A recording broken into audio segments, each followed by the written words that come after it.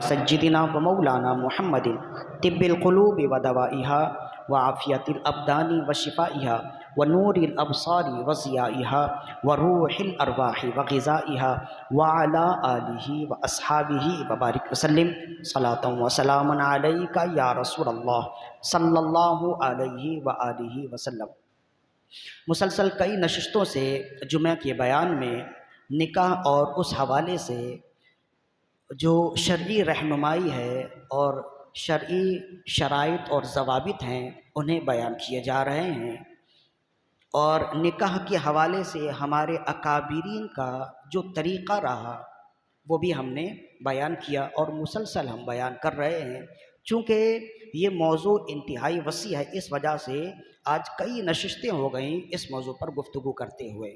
آج بھی اسی سلسلہ فکر کو آگے بڑھاتے ہوئے ہم اپنی گفتگو کا آغاز کریں گے۔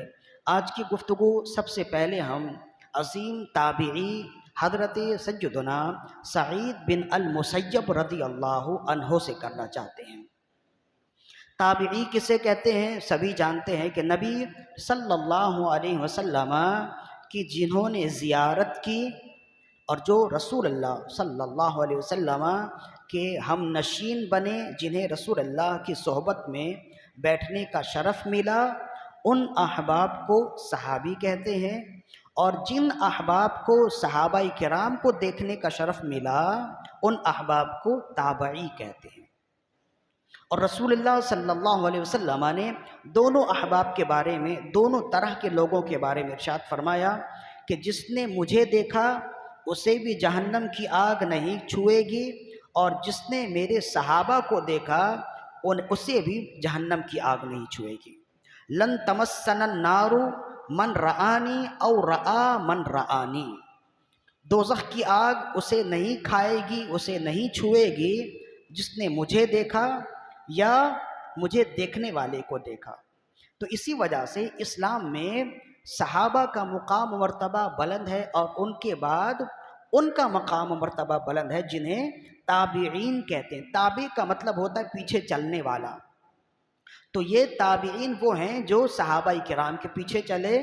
تو تابعین کی ایک تعریف تو یہ ہے کہ وہ احباب، وہ لوگ جنہوں نے صحابہ کرام کی زیارت کی ہے وہ تابعین ہیں، اور بے شک یہ تعریف بھی بالکل صحیح ہے۔ لیکن علماء فرماتے ہیں کہ تابعین کی صحیح معنوں میں تعریف یہ ہے کہ وہ تابعین جنہوں نے صحابہ کرام کی فقط زیارت نہ کی ہو بلکہ ان سے اکتساب فیض بھی کیا ہو، ان سے علوم اور اخلاق کے معانی بھی لیے ہوں، انہیں ان سے علوم اور اخلاق بھی سیکھے ہوں، تاکہ جو رسول اللہ سے سیکھا وہ صحابہ کرام نے آگے پہنچایا، اور تابعین نے جو صحابہ سے سیکھا وہ ان سے سیکھ کر آگے پہنچانے والے ہو جائیں۔ تو فرمایا تابعین صحیح معنوں میں وہ ہیں جنہوں نے صحابہ کرام کو دیکھا بھی ہے اور صحابہ کرام کے اخلاقیات کو اپنایا بھی ہے اور ان کے علوم سے حصہ بھی لیا ہے، ان سے شاگردی اختیار کی اور ان سے اکتساب فیض کیا ہے۔ صحیح معنوں میں تابعین وہ ہیں۔ تو اس طرح اس تعریف کے مطابق اگر تابعین دیکھیں تو ان کی تعداد کم ہو جائے گی، اس لیے کہ کثیر تعداد ایسے افراد کی ہے، ایسے خوش نصیب لوگوں کی ہے جنہوں نے صحابہ کرام کو دیکھا، اور بے شک وہ بھی تابعین ہیں۔ لیکن صحیح معنوں میں افضل تابعین وہ ہیں جنہوں نے صحابہ کرام کو فقط دیکھا ہی نہیں ہے بلکہ ان کے اخلاقیات کو دیکھ کر اپنایا ہے، اور ان سے علم لے کر اپنایا اور ان کا علم امت تک منتقل کیا۔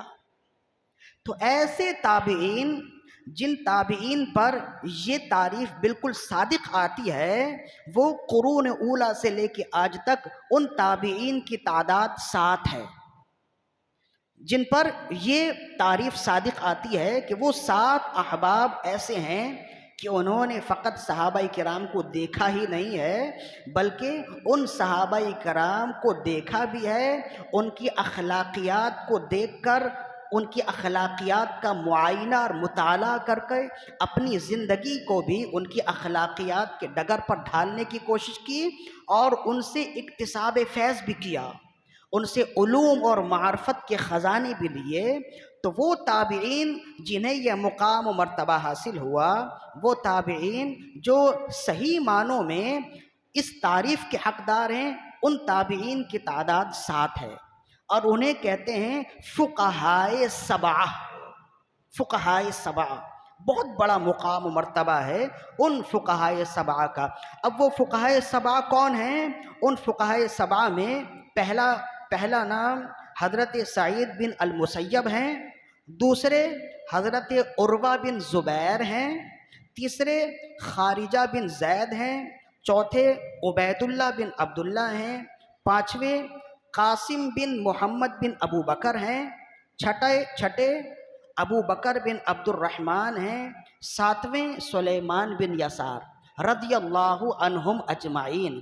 یہ 7 تابعین وہ ہیں جنہیں کہتے ہیں فقہائے سبع، یعنی کل صحابہ کرام کے پاس جو علم تھا، رسول اللہ سے صحابہ کرام نے جتنا علم لیا، تو صحابہ کرام سے یہ 7 احباب وہ ہیں جنہوں نے رسول اللہ کا پورا علم کما حق لینے کی کوشش کی، اور انہوں نے جمع کیا، اور انہی 7 سے پھر آگے منتقل تمام علوم اور معرفت کے خزانے ہوئے ہیں۔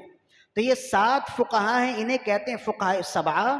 اور چونکہ امت پر بڑا ان کا احسان رہا، انہوں نے زندگی لگائی رسول اللہ کے دین کی حفاظت کے لیے، اسی وجہ سے علماء کرام نے فرمایا یہ ایسے بابرکت لوگ ہیں کہ اللہ نے ان کی ذات میں بھی برکت رکھی، اور اللہ نے ان کے نام میں ایسی برکت رکھی ہے کہ علماء کرام نے فرمایا کہ یہ 7 فقہائے کرام کے نام جو کوئی کاغذ میں لکھ کر جس غلہ میں رکھے گا، جس اناج میں رکھے گا، اس اناج میں کبھی کیڑے نہیں لگے گے، اور جس غلے میں، جس خزانے میں یہ 7 نام لکھ کر رکھے گا، وہ خزانہ ضائع ہونے سے، چوری ہونے سے، جل جانے سے، ڈوب جانے سے، گم ہو جانے سے محفوظ ہو جائے گا۔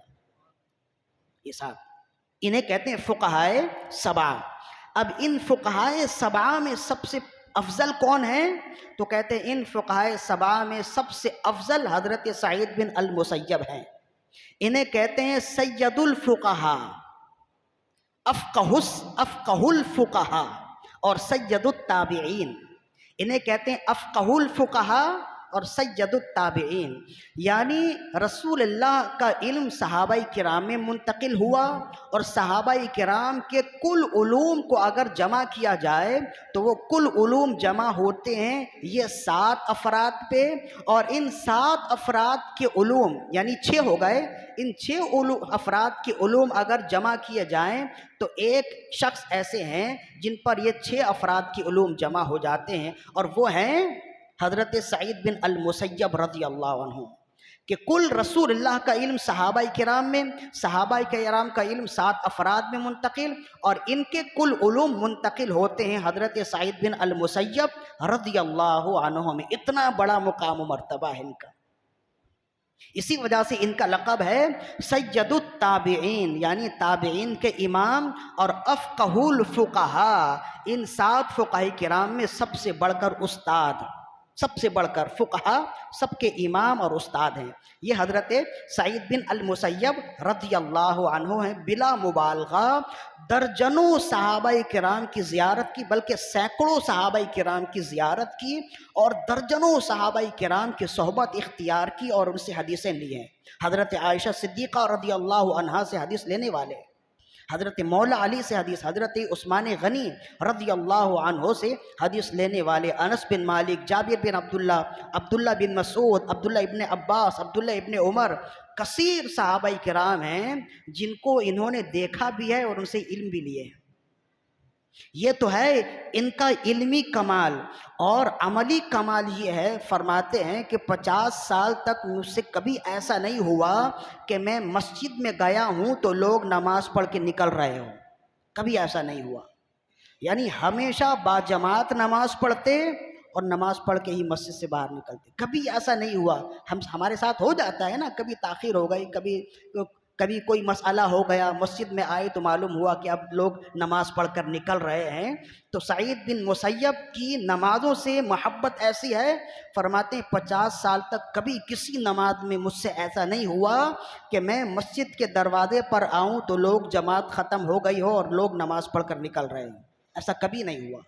ہمیشہ با جماعت تکبیر اولیٰ کے ساتھ نماز پڑھنے والے. تو ان کا علمی کمال بھی دیکھیے اور عملی کمال بھی دیکھیے، اور یہی علمی اور عملی کمال ہے کہ رسول اللہ صلی اللہ علیہ وسلم کی ان سے مہربانی یہ ہے کہ فرماتے ہیں کہ یزید کے دور میں جب یزید نے مدینہ منورہ مقدسہ معطرہ منورہ پر حملہ کیا اور اہل مدینہ کو تاخت و تاراج کیا، مسجد نبوی کے ستونوں کے ساتھ اپنے گھوڑے باندھے، 3 دنوں تک مسجد نبوی میں نہ اذان ہوئی نہ نماز ہوئی، اور گھوڑے کی گندگی سے، پیشاب اور لید سے مسجد نبوی آلودہ ہوتی رہی. اللہ تعالیٰ اس پر لعنت کرے.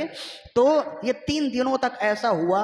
حضرت سعید بن مسیب اس افراتفری کے عالم میں بھی نمازوں کی جانب بہت خیال رکھتے، اور دل میں خیال آیا اگر میں ادھر ادھر چلا گیا، افراتفری ہے، ہر طرف مار کٹائی ہے، جو جس کو پکڑتا ہے اسے قتل کر دیتا ہے. یزیدی افواج گلیوں میں پھر رہے ہیں، اہل مدینہ کو، اہل قریش کو پکڑ رہے ہیں، انہیں زخمی کر رہے ہیں، انہیں ان کے اعضا نکال رہے ہیں، انہیں مار رہے ہیں، مستورات کی بے حرمتی کر رہے ہیں. حضرت سعید بن مسیب اس افراتفری کے دور میں بھی نمازوں کا ان کے ذہن میں ایسا خیال کہ کہتے اگر میں ادھر ادھر گیا میری نماز ضائع ہو جائے گی، چھوٹ جائے گی. تو کہتے ہیں کہ کہیں نہ جاؤ، مسجد نبوی میں ہی بیٹھے رہو. تو کہتے ہیں منبر رسول کے پیچھے چھپے رہے 3 دنوں تک، اور جب جب نماز کا وقت ہوتا نماز چپکے سے نکلتے، نماز پڑھتے اور پھر منبر رسول کے پیچھے ہی جا کر چھپ جاتے 3 دنوں تک. اور پھر فرماتے ہیں اسے لکھا امام دارمی نے لکھا سنن دارمی میں، اور امام عبد الرحمن ابن جوزی نے لکھا الوفا میں، اور امام بیہقی نے دلائل النبوت میں لکھا، اور مزید اور بھی محدثین نے لکھا. فرمایا کہ جیسے ہی جب لوگوں نے پوچھا 3 دنوں تک آپ مسجد نبوی میں رہتے تو نماز پڑھتے، آپ کو کیسے خبر ہو جاتی کہ نماز کا وقت ہو گیا ہے؟ فرماتے میں مسجد نبوی میں چھپا بیٹھا رہتا منبر رسول کے پاس، اور جیسے ہی کسی نماز کا وقت ہوتا قبر نبی سے اذان کی آواز آتی، الا بہمہمۃ یسمع من قبر نبی صلی اللہ علیہ وسلم. قبر نبی سے ہلکی ہلکی، ہمہمہ کہتے ہیں ہلکی ہلکی آواز کو، تو کہتے ہیں ہلکی ہلکی اذان کی آواز قبر نبی سے آتی، میں سمجھ جاتا نماز کا وقت ہو گیا ہے، اور میں نماز پڑھتا. اور یہاں تک تو دارمی میں ہے، امام سمہودی نے جب اس کو لکھا ہے وفا میں، فرمایا کہ حضرت سعید بن مسیب فرماتے کہ میں اذان کی آواز آتی منبر قبر نبی سے تو میں وضو کرتا، نماز پڑھنے کے لیے کھڑا ہوتا، تو کھڑے ہونے سے پہلے اقامت کی آواز آتی، اور جب حی علی الصلاۃ حی علی الفلاح تک اقامت کہنے والا پہنچتا میں کھڑا ہوتا. وہاں ظاہراً نظر تو کوئی نہیں آتا، لیکن یوں محسوس ہوتا کہ پوری صف بنی ہوئی ہے، لوگ دائیں بائیں ہیں، ہلکی ہلکی آہٹ سی محسوس ہوتی، لیکن ظاہراً دیکھا جائے تو کوئی بھی نہیں ہوتا تھا. تو یہ حضرت سعید بن المسیب رضی اللہ عنہ ہے. کتنا بڑا مقام و مرتبہ ہے. علمی مقام بھی آپ نے دیکھ لیا، عملی مقام بھی دیکھ لیا، اور یہ ان کی ایسی کرامت ہے کہ آج کے دن تک یہ کرامت ان کے علاوہ کسی اور سے ثابت نہیں ہے.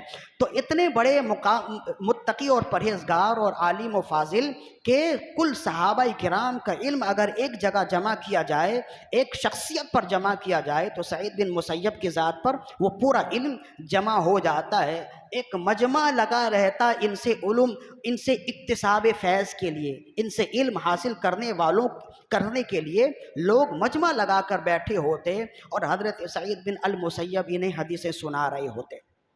فجر کی نماز کے بعد، ظہر کی نماز کے بعد ایک مجمع ہوتا، دور اطراف سے لوگ آتے، جسے بھی معلوم ہو کہ سعید بن مسیب یہاں ہیں اور علوم علوم قرآن و حدیث کے مجمع البحرین ہیں، تو یہ کوئی جسے علم قرآن سیکھنا ہو وہ آتا، علم حدیث سیکھنا ہو وہ آتا، علم فقہ کے حوالے سے کچھ معلوم کرنی ہو، حلال و حرام کے حوالے سے کچھ معلوم کرنا ہو وہ آتا، معلوم کرتا۔ تو کہتے ہیں کہ انہی کے درس میں بیٹھنے والے ان کے شاگرد حضرت کثیر بن ابی وداع یہ بھی تھے، ان کے درس میں بیٹھا کرتے تھے۔ بس آتے بیٹھتے اور اتنی کوئی گفتگو نہیں ہوتی، لیکن جو شخص آتا ہو بیٹھتا ہو لگاتار آتا جاتا ہو تو دیکھتے دیکھتے بھی ایک پہچان بنی جاتی ہے۔ تو کہتے ہیں حضرت سعید بن المسیب رضی اللہ عنہ کی محفل میں وہ آتے بیٹھتے اور اچانک چند دنوں کے لیے غائب ہو گئے۔ 3-4 دنوں کے بعد جب وہ دوبارہ آئے تو آپ یوں ہی درس دیتے رہے، لوگوں کے درمیان میں درس دیتے رہے۔ جب تمام لوگ چلے گئے، جب کثیر بن ابی وداع بھی جانے کے لیے اٹھے تو دست بوسی کے لیے آگے بڑھے تو حضرت سعید بن المسیب رضی اللہ عنہ نے ہاتھ تھام کر انہیں بٹھا لیا اپنے پاس اور کہنے لگے میں تو تمہیں روز دیکھتا تھا، ابھی کچھ دنوں بعد آئے، اس کی کیا وجہ ہے؟ عرض کرنے لگے کہ یا سیدی، میری اہلیہ بہت دنوں سے بیمار تھی اور ابھی کچھ دنوں پہلے اس کا انتقال ہو گیا، تو یوں ہی اسی وجہ سے کچھ تجہیز و تدفین کی وجہ سے میں نہ آ سکا، اور کچھ تعزیت کرنے والے لوگ آتے رہے، ملاقاتی آتے رہے، اس وجہ سے نہ آیا۔ اب سارے معاملات نمٹا لیے تو اب دوبارہ سے علم حدیث اور علم قرآن کی اکتساب کے لیے، اس کے حصول کے لیے آپ کی بارگاہ میں حاضر ہو گیا ہوں۔ تو حضرت سعید بن المسیب رضی اللہ عنہ نے جب یہ سنا کہ ان کی اہلیہ کا انتقال ہو گیا اور آج تیسرا دن ہے، تو آپ نے پھر ان سے پوچھا کہیں دوسرا نکاح کیا؟ عرض کرنے لگے یا سیدی، یہ نکاح ہی بڑی مشکلوں سے ہوا تھا، میں تو بڑا غریب ہوں، مسکین ہوں، مجھے کون لڑکی دے گا، مجھے کون رشتہ دے گا، میں تو نہیں نکاح، اب دوسرا نکاح تو میں اگر چاہوں بھی تو بہت مشکل ہے میرے لیے، کون مجھے بیٹی دے گا؟ تو حضرت سعید بن المسیب رضی اللہ عنہ نے فرمایا میں تمہیں اپنی بیٹی کا نکاح تمہارے ساتھ کرتا ہوں، میں تمہیں بیٹی دیتا ہوں، میں اپنی بیٹی کا نکاح تمہارے ساتھ کرتا ہوں۔ وہیں مسجد میں موجود تھے، 2 گواہوں کو بلایا اور وہیں خطبہ دیا اور ان کا نکاح اپنی بیٹی سے کر دیا اور فرمایا میں اپنی بیٹی کا نکاح تم سے کرتا ہوں، اور پھر فرمایا تم جانتے ہو میں نے تمہیں کیوں منتخب کیا؟ فرمایا میری بیٹی میں کوئی خرابی نہیں ہے، میری بیٹی میں کوئی کمی نہیں ہے، وہ خوبصورت بھی ہے، حافظ قرآن بھی ہے اور عالمہ بھی ہے۔ ظاہر ہے کہ اتنے بڑے باپ کی بیٹی ہے، عالمہ بھی ہے، اور بڑے بڑے خاندانوں سے بیٹی کا رشتہ بھی آتا رہا، لیکن میں نے ہر ایک کو مسترد کیا، تمہیں میں نے منتخب اس وجہ سے کیا میں تمہیں اتنا پہچانتا بھی نہیں ہوں، لیکن تمہارے لباس سے، چال ڈھال سے مجھے لگتا ہے کہ تم بڑے مذہبی ہو، دینی لحاظ سے بہت دیندار ہو، اس وجہ سے میں نے منتخب کیا ہے، اور ایک جھٹکے میں نے اپنی بیٹی کا ہاتھ تمہارے ہاتھ پر تھما دیا۔ فرمایا اب جاؤ، جا کر رخصتی کے لیے انتظام کرو۔ تو کہتے ہیں کہ جانے لگے تو ان کے پاس تو کچھ تھا ہی نہیں نا، تو پھر حضرت سعید بن المسیب نے بلایا، 20 دینار نکال کے ان کے ہاتھ پہ رکھے اور فرمایا جاؤ کچھ مٹھائی وغیرہ لے لو، کچھ خوشبو لے لو، کچھ خوشبو خرید لو، مٹھائی لے لو، کچھ گھر میں پھول وغیرہ کا انتظام کر لو۔ تو کہتے ہیں کہ اب وہ چلے، اپنے گھر پہنچے اور کچھ انتظام کرنے کے لیے سوچنے لگے کہ مجھ سے میں نے کس کس سے قرضہ وصول کرنا ہے، میرے قرضے کس کس کے پاس ہیں تاکہ وہ پیسے مل جائیں تو میں اپنا انتظام کر لوں، شادی کے لیے کچھ کھانے پینے کا انتظام کر لوں، کچھ مٹھائیوں کے لیے انتظام کر لوں۔ تو کہتے ہیں کہ افطار کے بعد اپنے گھر میں بیٹھے سوچ ہی رہے تھے، دروازے پر دستک ہوئی، تو اندر سے انہوں نے کہا کون؟ تو آواز آئی سعید۔ تو سوچنے لگے سعید نام کا میرا کون ہے، دائیں بائیں سوچنے لگے۔ کہتے ہیں کہ مدینے میں میرے گھر کے اڑوس پڑوس میں جتنے سعید نام کے تھے، دھیان ہر ایک کی طرف گیا۔ پھر میں نے کہا اس وقت تو کوئی آتا نہیں ہے، یہ کون سعید آ گیا؟ جب دروازہ کھلا تو دیکھا کہ استاد محترم ان کے سامنے ہیں، دروازہ کھولا سامنے ہیں۔ کہتے ہیں کہ میرا ذہن اس طرف گیا ہی نہیں تھا کہ اتنی بڑی عظیم شخصیت، اتنی بڑی ہستی کبھی میرے دروازے پر آئے۔ اس لیے کہ ان کا مزاج تھا کہ وہ گھر سے مسجد، مسجد سے گھر، وہ کہیں آتے جاتے نہیں تھے۔ آج خلاف معمول میرے گھر کے دروازے پر کھڑے ہیں، فوراً بڑھے، دست بوسی کی، عرض کرنے لگے یا سیدی آپ خود ہی کہہ دیتے، مجھے طلب کر لیتے، میں حاضر ہو جاتا۔ آپ نے فرمایا نہیں، مجھے آنا ضروری تھا۔ تو پھر آپ نے ان سے فرمایا بیٹے میں نے تمہارا نکاح تو کر دیا ہے، لیکن میں نے مناسب نہ سمجھا کہ جب تمہارا نکاح ہو گیا ہے تو تم ایک دن یا ایک رات بھی بغیر بیوی کے گزارو، اس لیے میں اب تمہاری بیوی کو لے کر آیا ہوں۔ لہذا یہ کہتے ہوئے اپنی بیٹی کا ہاتھ لیا اور ان کے ہاتھ پر تھما دیا، فرمایا یہ تمہاری بیوی ہے، اسے اپنے ساتھ رکھو۔ یہ کہہ کر چلے گئے۔ اب حضرت کثیر بن ابی وداع کہتے ہیں کہ انہیں اتنی خوشی تھی کہ خوشی سنبھالے نہیں سنبھل رہی تھی۔ کبھی سوچ بھی نہیں سکتے تھے کہ اتنی بڑی ہستی سے رشتہ داری جڑ جائے گی، ایسی سسراری رشتہ داری ہو جائے گی، اور وہ خاتون جن میں کوئی کمی بھی نہیں ہے اور اتنی آسانی سے ان کے گھر میں آ جائے، ان کے عقد میں شامل ہو جائیں۔ بڑی خوشی ہوئی۔ تو کہتے ہیں اب اڑوس پڑوس کے لوگ تو جانتے نہیں نا کہ ان کے ساتھ معاملہ کیا ہوا۔ چھت پہ چڑھے اور چڑھ کر کہنے لگے لوگوں سن لو، سعید بن مسیب رضی اللہ عنہ نے اپنی بیٹی کا نکاح مجھ سے کر دیا ہے، کبھی ایسا نہ ہو کہ تم کسی غلط فہمی کا شکار ہو جاؤ۔ تو لوگ بھی آئے، مبارکباد دینے لگے۔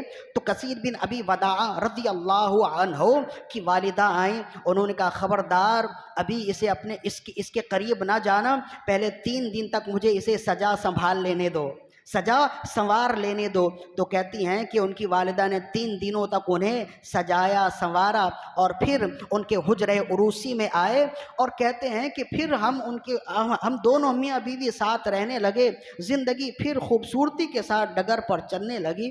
1 مہینہ ہو گیا، نہ وہاں سے کوئی خبر آئی نہ ہم دوبارہ وہاں گئے۔ 1 مہینہ ہو گیا، نہ وہاں سے کوئی خبر آئی کہ بھائی بیٹی کے بارے میں کچھ بتاؤ، اور نہ ہی مجھے اتنا موقع ملا، مجھے اتنی فرصت ملی کہ میں ان کی خدمت میں حاضری دوں۔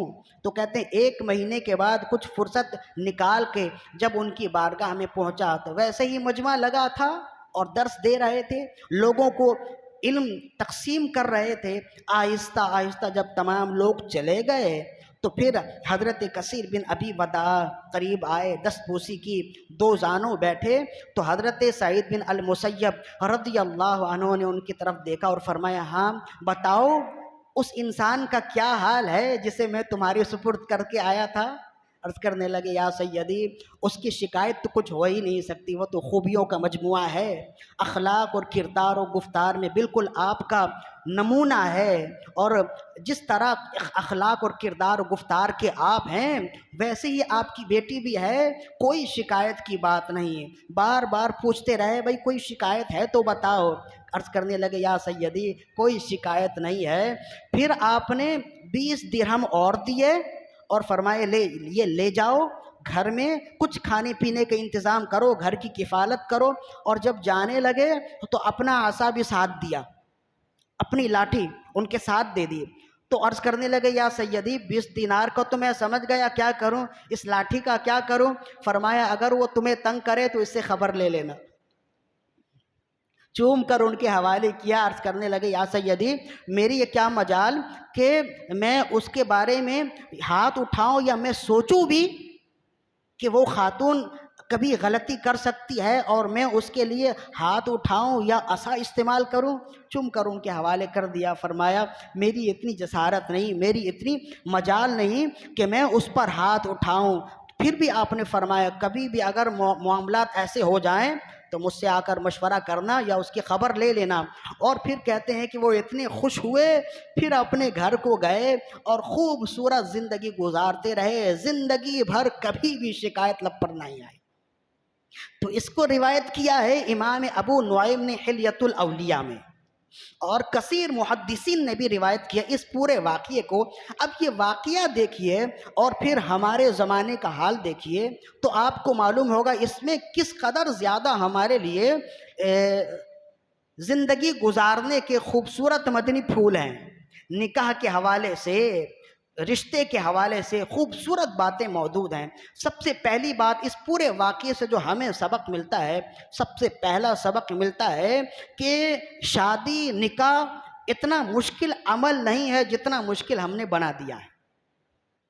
دیکھیں، یہ اگر چاہتے تو بہت کچھ کر سکتے تھے، لیکن کتنا آسان انہوں نے کیا، نکاح کتنا آسان کیا۔ اور بے شک نکاح جتنا آسان ان کے حوالے سے ہم نے سنا ہے، شریعت کی روح سے اتنا ہی آسان ہے۔ ہم تو بیجا الجھنوں میں گرفتار ہوئے، شادی بیاہ کے موقع پر بیجا جھمیلوں میں اس قدر پھنس گئے کہ جو کرنے والے کام ہیں اب وہ ہم کرتے نہیں، اور نہ کرنے والے کام اس قدر ہماری زندگی میں شادی بیاہ کے موقع پر شامل ہو گئے کہ زندگی مزید اور الجھتی سے الجھتی جا رہی ہے۔ حالانکہ شادی بیاہ یا نکاح کرنا اتنا مشکل نہیں تھا جتنا مشکل آج کے دور میں لوگوں نے بنا دیا ہے۔ یہ حضرت سعید بن المسیب رضی اللہ عنہ کی زندگی سے سب سے پہلا فائدہ ہمیں ملتا ہے۔ یہ ہمارے اکابرین ہیں نا۔ دیکھیں، اکابرین کے حوالے سے ہم نے پہلے بھی پچھلی نشست میں بھی بیان کیا، شاہ کرمان کا واقعہ بیان کیا، جن کو ابو نعیم نے بیان کیا، فرمائے وہ اپنے وقت کے ابدال تھے، بادشاہ تھے نا۔ اگر یاد نہ ہو تو یوٹیوب پہ میں نے اپلوڈ کر دیا ہے، شاہ کرمان کی بیٹی کے ٹائٹل سے، وہاں دیکھیے۔ بادشاہ تھے، لیکن مسجد گھوم کر اچھا نمازی تلاش کیا اور اس کے ہاتھ پر اپنی بیٹی کا نکاح کر دیا۔ تو کتنا آسان تھا۔ یہ ایک دو واقعات نہیں، اگر ہم اس کو تلاش کرنا چاہیں درجنوں اس طرح کے واقعات مل جائیں گے۔ یہ سب ہمارے اکابرین میں سے ہیں، یہ اکابرین امت میں سے ہیں۔ تو سعید بن المسیب رضی اللہ عنہ کا عمل جیسے ہے، شریعت کا حکم بھی یہی ہے کہ شادی بیاہ کو آسان کیجئے۔ آج ہم نے شادی بیاہ کو، نکاح کو مشکل بنا دیا، اس وجہ سے اب گناہ آسان ہو گئے ہیں، اور جو شریعت کے راستے تھے وہ مشکل ہو گئے۔ شریعت کے راستے مشکل اور مہنگے ہو گئے، اور گناہ کے راستے آسان اور سستے ہو گئے ہیں۔ حالانکہ اس کو سستا کیا گیا، آسان اسی وجہ سے کیا گیا کہ یہ نفسانی خواہشات ہر شخص کے اندر موجود ہے، تاکہ ہر شخص آسانی کے ساتھ شریعت کے دائرے میں رہتے ہوئے اس کے احکام کے مطابق نفسانی خواہشات پوری کر سکے۔ اور پھر یہی رسول اللہ صلی اللہ علیہ وسلم کا عمل بھی رہا اور تابعین کا طریقہ بھی رہا۔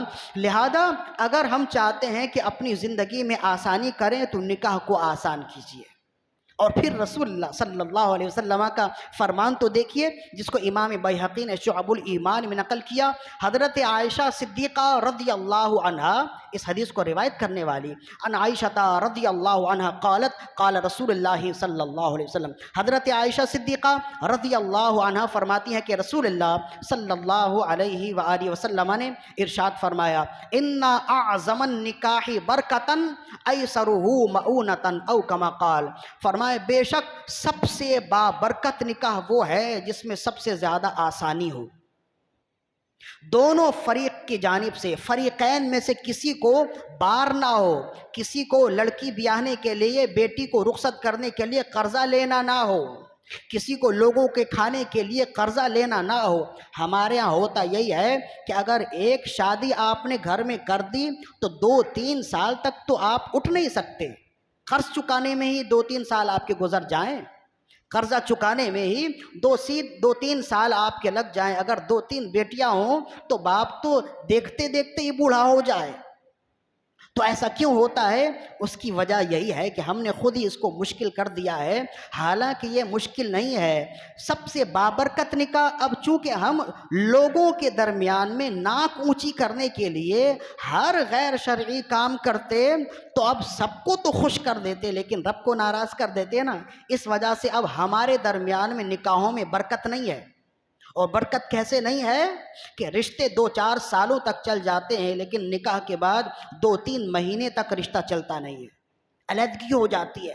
اور اگر علیحدگی نہ ہو تو ہم آہنگی نہیں ہو پاتی ہے، ذہنی ہم آہنگی نہیں ہو پاتی ہے، ہمیشہ گھر اکھاڑے کی جگہ بنا ہوتا ہے، ایک دوسرے کو کھانے کے لیے دوڑ رہے ہوتے ہیں، ایک دوسرے کو کاٹنے کے لیے دوڑ رہے ہوتے ہیں۔ یہ سب بے برکتی کا نتیجہ ہے۔ اور پھر اگر ایسا نہ ہو تو پھر اولاد نہیں ہوتی، اولاد کے لیے، اولاد کے حصول کے لیے مارے مارے پھر رہے ہوتے ہیں، ذرے کثیر خرچ کرتے ہیں کہ کسی طرح سے ایک بچے کی پیدائش ہو جائے۔ یہ بے برکتی کیوں ہوتی ہے؟ اس کی وجہ یہی ہے کہ اس کا آغاز ہی ہم اللہ اس کے رسول کو ناراض کر کے کرتے ہیں۔ تو نکاح کو آسان کیجئے، اور یہ یاد رکھیے جتنی آسانی سے میں بیان کر رہا ہوں یہ ہے ہی اتنا آسان، بس یہ ہے کہ یہ مشکلات ہم نے خود ہی پیدا کیے ہیں نا، تو اب ہم نے ہمت کرنی ہوگی اور ان مشکلات کو آسان بھی ہم نے ہی کرنا ہوگا۔ کیا ہوگا؟ اتنا ہی ہوگا نا، خاندان والے منہ بنائیں گے، خاندان والے باتیں بنائیں گے، اتنا ہی ہوگا نا، لیکن آپ کا نامہ اعمال آپ نے خود ہی پڑھنا ہے۔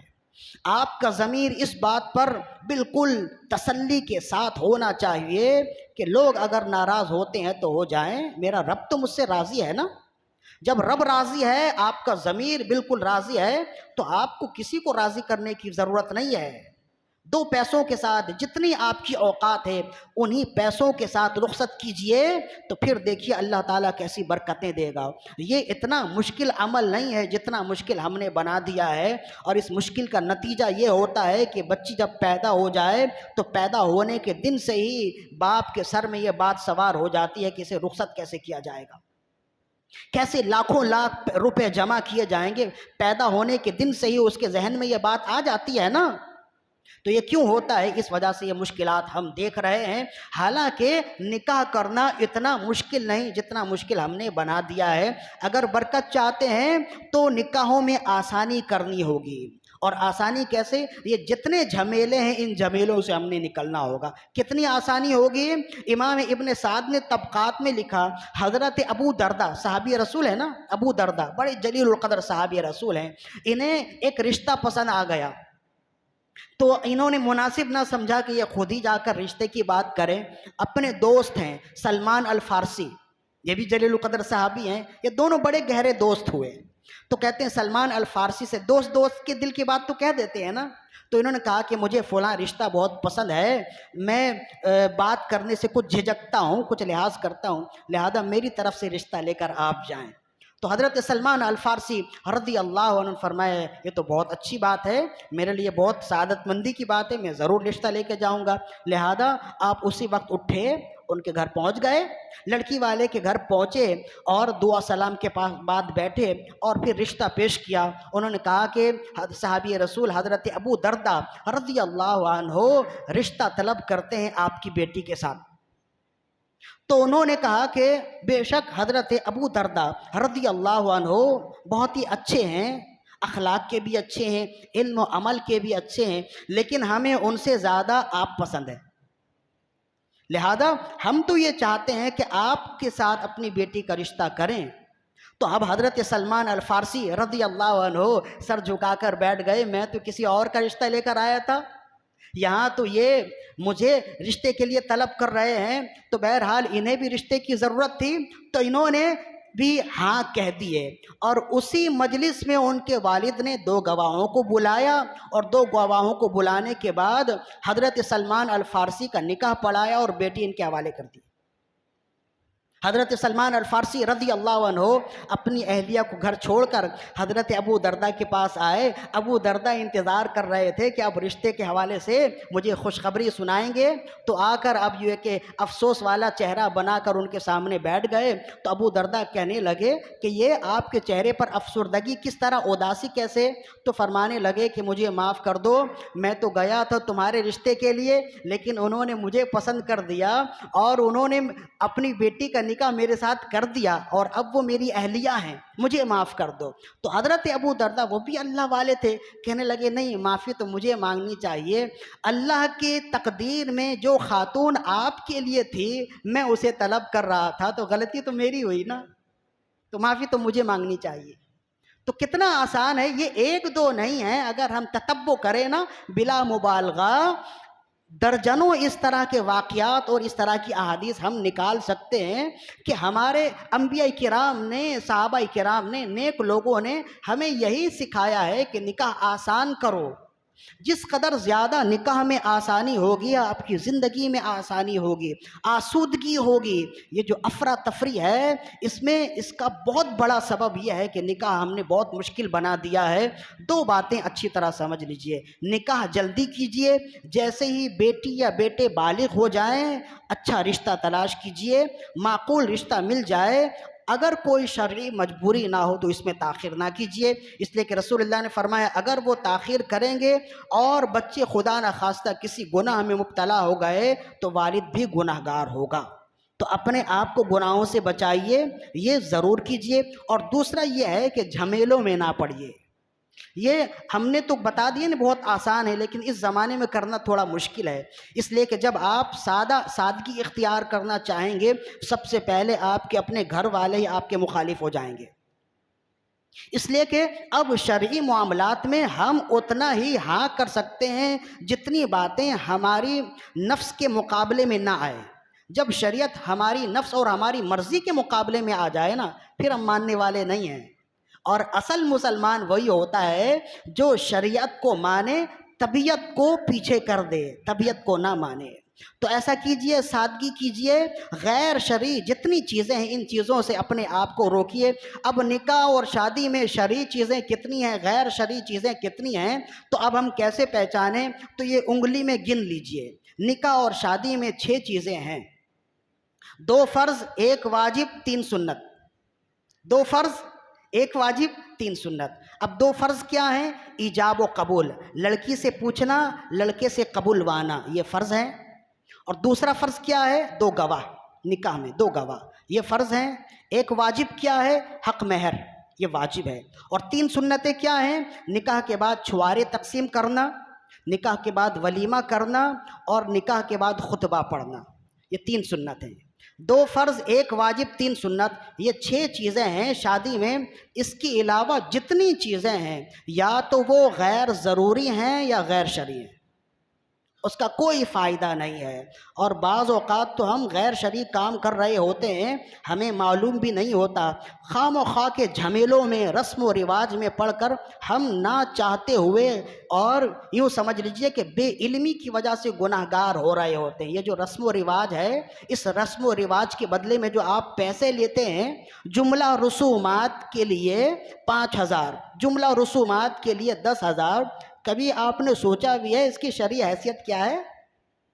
کبھی سوچا ہے؟ یہ جو جملہ رسومات کے بدلے میں پیسے لکھواتے ہیں، بھائی گیٹ چھکائی، منہ دکھائی، چپل چھپائی، پانی پلائی اور فلاں فلاں، یہ ساری چیزیں ہیں جملہ رسومات، اس کے بدلے میں 5,000 دینے ہیں یا 10,000 دینے۔ کبھی آپ نے سوچا یہ شرعی ہے غیر شرعی ہے؟ آج تک میرے پاس تو کوئی پوچھنے والا نہیں آیا کہ اس کی شرعی حیثیت کیا ہے۔ اب اس کی شرعی حیثیت کیا ہے آپ علماء سے پوچھئے، آپ بتا دیں، دل سے تو یہی آواز آ رہی ہے۔ تو اس کی شرعی حیثیت یہ ہے کہ اول تو اگر دینے والا خوشی سے دے رہا ہے تب تو ٹھیک ہے، اور اگر نہ چاہتے ہوئے آپ کی جانب سے زبردستی کی وجہ سے اور ماحول خراب نہ ہو جائے اس ڈر سے وہ دے رہا ہے تو یہ رشوت ہے۔ اور رشوت کے بارے میں رسول اللہ نے فرمایا الراشی والمرتشی کلاہما فی النار، رشوت لینے والا دینے والا دونوں جہنمی ہیں۔ پھر علماء نے فرمایا اب چونکہ دینے والا ماحول کو سازگار رکھنے کے لیے مجبوراً قہراً جبراً دے رہا ہے تو کچھ رخصت تو اس کی بن جائے گی، لیکن لینے والے پر رخصت نہیں بنے گی، وہ حرام لے رہا ہے، حرام کھا رہا ہے، حرام کھلا رہا ہے۔ اب بعض اوقات ایسا ہوتا ہے کہ آپ اس سے پوچھ بھی لیں بھائی یہ تم خوشی سے دے رہے ہو یا زبردستی دے رہے ہو، تو کون ایسا شخص ہے اس مہنگائی کے دور میں جو خوشی سے آپ کو دے دے 5,000 10,000؟ ابھی تو خوشی سے عیدی بھی 500 سے زیادہ کوئی نہیں دیتا اپنے داماد کو، تو 5,000 10,000 عیدی وہ آپ کو خوشی سے دے دے۔ اگر وہ کہہ بھی دے ہاں میں خوشی سے دے رہا ہوں تو کیا وہ سچ بول رہا ہے؟ اس لیے خطرے کی گھنٹی ہمیشہ ہے گردن پہ، خطرے کی تلوار ہے، اسی وجہ سے اس رسم کو ختم ہونا چاہیے تاکہ جب کام ہو نا تو اللہ اس کے رسول کے بتائے ہوئے احکامات کے مطابق ہوں۔ ان چیزوں سے ہوتا کچھ بھی نہیں ہے، اور یہ خواہ خواہ زمانے میں ہم نے خود ہی یہ سارے رسم و رواج لے لیے ہیں نا، ہم نے تو گنتی کروا دیے کہ نکاح میں یہ 6 چیزیں ہیں، اس کے علاوہ جتنی چیزیں ہیں سب یا تو بیکار ہیں یا تو غیر شرعی ہیں یا غیر ضروری ہیں۔ اب آپ غیر ضروری کاموں پر پڑیں گے تو خواہ کہ آپ خود ہی بوجھ اٹھانے والے ہو جائیں گے۔ اب ہوتا یہ ہے کہ ان غیر ضروری کاموں کو حل کرنے کے لیے ہم قرضہ لے رہے ہوتے ہیں یا کسی فلاحی ادارے سے امداد لے رہے ہوتے ہیں۔ دیکھیں تو صحیح، آپ امداد لے رہے ہیں تو یہ آپ شرعی کام کر رہے ہیں غیر شرعی؟ 300 افراد کی دعوت کرنی ہے، ان کے کھانے کے لیے ہم نے فلاحی ادارے سے درخواست پر کی، کس نے آپ کو کہا ہے کہ آپ ولیمے میں 300 افراد بلائیں؟ یہ شرعی ہے یا غیر شرعی ہے؟ بالکل غیر شرعی ہے۔ بھائی جتنی آپ کی اوقات ہے اتنا ہی آپ کریں۔ اول تو بارات تو ہے نہیں شریعت میں، ہم نے جو 6 گنتی کروائی اس میں بارات ہے؟ اس میں ولیمہ ہے، اور ولیمہ بھی شب زفاف کے دوسرے دن کرنا یہ سنت ہے، یعنی رخصتی کے دوسرے دن کرنا سنت ہے، بشرطے کہ شب زفاف میں دخول ہو جائے۔ اگر دخول کوئی شرعی مجبوری کی بنا پر نہ ہو تو جس دن دخول ہو اسی کے دوسرے دن کرنا ولیمہ ہے۔ فقہائے احناف میں اعلیٰ حضرت نے یہی لکھا ہے۔ اب ہم نے بہت ہی چھپے لفظوں میں بتا دیا ہے، اگر اس کی مزید اور تشریحات چاہیے تو اکیلے میں ملاقات کر لیجئے گا تو پھر بتا دیں گے۔ تو یہ ہے نا، یہ سارے جھمیلے ہم نے خود ہی پال لیے ہیں نا، تو جب تک ہم ان جھمیلوں سے نکلیں گے نہیں۔ اب آپ دیکھیں، ذرا غور کریں، اسے منافقت نہیں کہتے تو اور کیا کہتے ہیں؟ شادی بیاہ میں اتنی مہنگائی کے باوجود بھی آپ جب شاہ خرچیاں دیکھیں تو ایسا معلوم ہوتا ہے کہ اس سے بڑا دولت مند کوئی نہیں، اور جب مسجد کے لیے چندہ مانگنے کے لیے جائیں یا چندہ طلب کریں تو کہتے ہیں بڑی مہنگائی ہے۔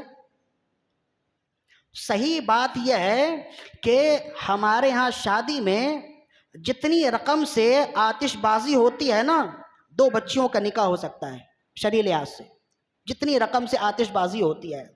تو ان جھمیلوں سے نکلیے، اللہ تعالیٰ آپ کو بھی برکت دے گا، آپ کی بیٹی بھی اپنے گھر میں خوش رہے گی، اس لیے کہ رسول اللہ نے فرمایا بابرکت نکاح وہ ہے جس میں آسانیاں ہوں۔ دوسری طرف سے بیٹی رخصت کرنے کے لیے قرضہ لینا نہ ہو، بیٹے کی نکاح کے لیے ولیمہ کے لیے قرضہ لینا نہ ہو، آپ کا مال رہن میں رکھا ہوا نہ ہو، کہیں ایسا نہ ہو کہ شادی کے بعد قرض دار آپ کے دروازے پر آ رہے ہیں اور آپ کی بے عزتی ہو رہی ہے۔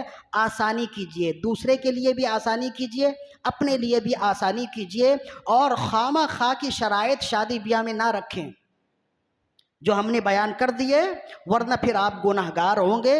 پیسے لینے میں تو بہت اچھے لگتے جناب، جملہ رسومات کے ہم نے 10,000 لے لیے، 5,000 لے لیے، تو پھر آپ دیکھیے تو صحیح ان پیسوں کی شرعی حیثیت کیا ہے، تو پھر آپ کو معلوم ہوگا کل تک تو ہمیں معلوم ہی نہیں تھا۔ کیوں معلوم نہیں تھا؟ ہم نے کبھی اس طرف توجہ نہیں کی، ہم نے پوچھا ہی نہیں۔ یہ ساری چیزیں کیا ہیں؟ نمازوں کے بارے میں پوچھتے نہیں تو ان چیزوں کے بارے میں کیا پوچھیں گے؟ ہاں پوچھنا ہوتا ہے تو یہ ہے کہ کاروبار میں مندی ہے تو کوئی ایسا وظیفہ یا کوئی ایسی تعویذ دے دیجئے کہ 100 کے 1,000 بن جائیں۔ ہمارا نقطہ نظر تو یہی ہے نا، شرعی طور پر ہم اتنے نابالغ ہو گئے کہ اب ہمیں معلوم ہی نہیں ہے، بالکل یتیم الدہر ہو گئے، یتیم العلم ہو گئے ہیں۔